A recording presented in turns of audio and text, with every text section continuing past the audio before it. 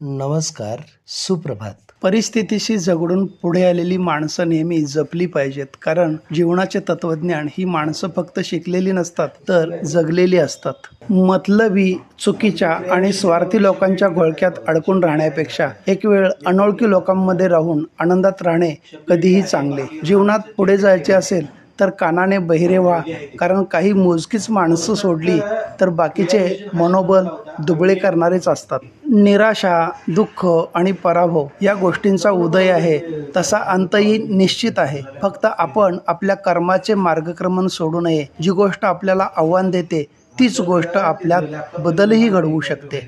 आपल्या विचारांची दिशा योग्यरित्या बदलली की आपल्या आयुष्याची दशाही आपोआपच बदलते. आपण शब्दाला स्पर्श करू शकत नाही, पण मनाला स्पर्श करायची ताकद त्या शब्दात असते.